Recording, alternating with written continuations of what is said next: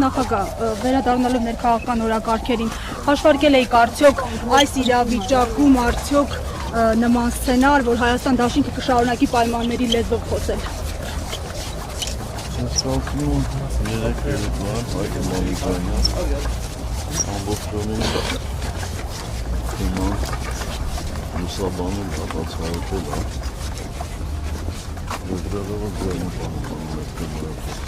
Պարոն նախագահ, ձեր ամեն հարցազրույցից հետո ոչ միայն ԿՊ-ի քննադատությանն են ընկնդիր եւ ականատես լինում, այլև իրենց ընդդիմադիր, այսպես ասած, ներկայացնող շրջանակների մեկ հարցազրույցից հետո տասնյակ հարցազրույցներով փորձում են ձեզ պատասխանել, ինչու ձեզ, արդյոք այս ամենը քաղաքական մանիպուլյացիա է։ Ձեզ համար է դա լավ,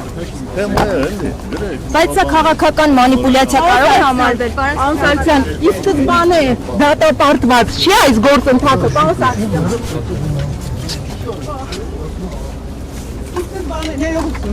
Ի սկզբանե դատապարտված չի այդ գործընթացը, երբ 36 պատգամավորներ չկան, առնվազն 54 ինչպես եք պատկերացնում, պարզ մաթեմատիկական հաշվարկ է։ Գիտեք, ես ինչիցան զարմանում էլի, որ լրագրողը, որ այդ թեմայով հետաքրքրվում է, ինձ ուշադիր չի, հետևում տարբեր մարդկանց բացատրությունների։ Եթե օրինակ դուք երեք լսածոն էիք Այգի Մամիջանյան, այդ հարցը չէիք տա, 36-ը ինչ կապ ունի, մեզ 54 հատեց, 36 չի պետք։ 36 նախնական գործընթացը սկսել։ Ոչ, գործընթացը արդեն սկսված է, վաղուց սկսված է։ 36 պատգամավոր դրել է շտկագությունը, պարոն Սարգսյան։ Լսեք, ես ձեզ ասում եմ, գնացեք թեման ուսումնասիրեք։ Ես ուսումնասիրել եմ, շատ լավ Չեք հավատացել։ ուսումնասիրել, որովհետև գործընթացը սկսվում է, երբ ազգային ժողովի մեկ պատգամավոր առաջադրում է վարչապետի տեխնացու։ Գործընթացը այդ ժամանակ է սկսում, 36-ը։